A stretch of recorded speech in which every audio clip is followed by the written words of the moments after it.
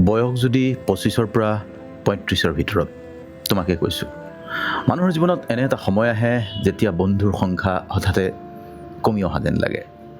আচলতে বন্ধু কমি নাযায়, জীৱনৰ দায়িত্ববোৰ বাঢ়ি যায়। এই যে 25ৰ পৰা 30ৰ ভিতৰৰ এই বয়সটো, তোমালোকে এই সময়ত কি কৰা? জীৱনৰ ডাঙৰ পৰিৱৰ্তন তোমালোকৰ আৰম্ভ হয়।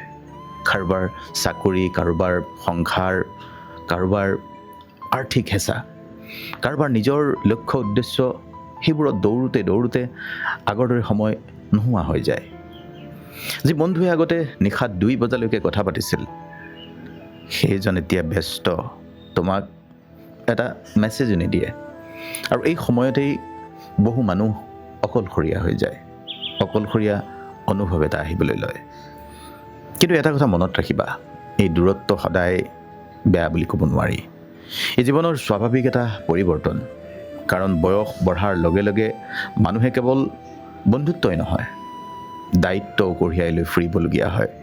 আৰু সেইকাৰণেই আজি কৈছোঁ, কোনোবা এজন মানুহে এনেকুৱা বয়সত উপলব্ধি কৰা দৰকাৰ, সকলোৰে লগত থকা মানুহ আপোন নহ'বও পাৰে, আৰু দূৰত থাকিও কোনোবা কিছুমান মানুহ সদায় আপোন হৈ থাকে। আৰু বেছি দীঘলীয়াকৈ নকওঁ, আচলতে বয়স বঢ়াৰ লগে লগে মানুহৰ জীৱনত বন্ধুৰ সংখ্যা যে কমে, কিন্তু সম্পৰ্কৰ গভীৰতা বাঢ়ি যায়। যদি আজি এই কথাখিনি অনুভৱ হৈছে, কমেণ্টত ৰাইট লিখা। ভালে থাকা।